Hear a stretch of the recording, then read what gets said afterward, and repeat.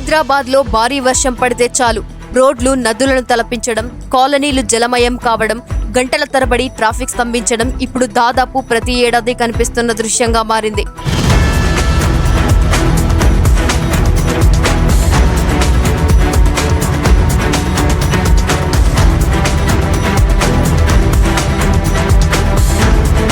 ప్రకృతి వైపరీత్యం అని చెప్పి ప్రతిసారి బాధ్యత నుంచి తప్పించుకోవడం సులభమే కానీ ఒక రాష్ట్ర రాజధానిలో దశాబ్దాలుగా అదే సమస్య పునరావృతం అవుతుండటం మాత్రం ఆందోళన కలిగించే విషయం.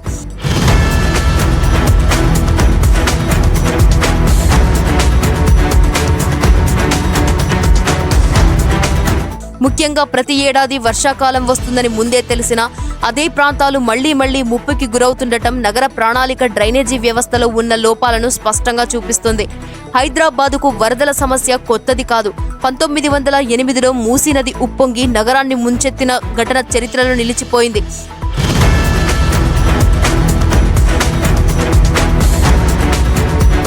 ఆ తర్వాత అనేక చర్యలు తీసుకున్నప్పటికీ నగరం విస్తరించిన వేగానికి తగ్గట్టుగా డ్రైనేజీ వ్యవస్థ అభివృద్ధి కాలేదనే విమర్శలు ఇప్పటికీ వినిపిస్తూనే ఉన్నాయి.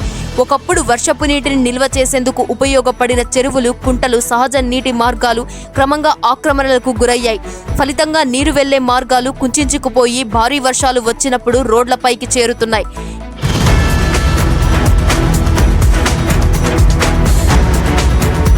ఇక్కడ మరో ముఖ్యమైన ప్రశ్న కూడా తలెత్తుతుంది.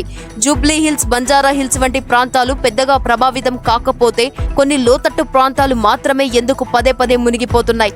దీనికి ప్రధాన కారణం భౌగోళిక పరిస్థితులతో పాటు సరైన డ్రైనేజీ సదుపాయాల కొరత. నీరు సహజంగా దిగువ ప్రాంతాలకు చేరుతుంది. అక్కడ కాలువలు, నాలాలు, డ్రైనేజీ వ్యవస్థలు తగిన సామర్థ్యంతో లేకపోతే వరద పరిస్థితులు ఏర్పడతాయి. అంటే సమస్య కేవలం వర్షం కాదు, ఆ నీటిని వేగంగా బయటకు పంపించే వ్యవస్థ బలహీనంగా ఉండటమే. ప్రపంచంలోని అనేక నగరాలు హైదరాబాద్ కంటే ఎక్కువ వర్షాలను ఎదుర్కొంటున్నాయి. అయినప్పటికీ అక్కడ ప్రజలు ప్రతి వర్షానికి భయపడే పరిస్థితి ఉండదు.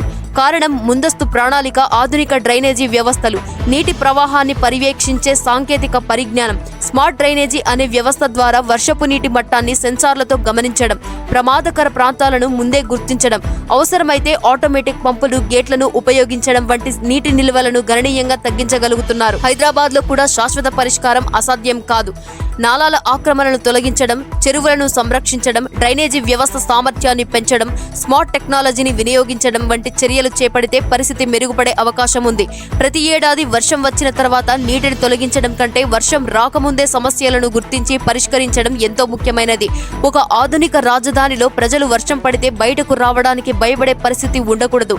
ప్రకృతిని నిందించడం కంటే నగరాన్ని భవిష్యత్తు అవసరాలకు అనుగుణంగా తీర్చిదిద్దడం పాలకుల బాధ్యత. ప్రతి ఏడాది అదే ప్రాంతాలు మునిగిపోతుంటే అది కేవలం ప్రకృతి కారణం మాత్రమే కాదు, నగర ప్రణాళికలోని బలహీనతలకు కూడా అద్దం పడుతుంది. ప్రజలు ఇప్పుడు తాత్కాలిక చర్యలు కాదు, శాశ్వత పరిష్కారాన్ని కోరుతున్నారు.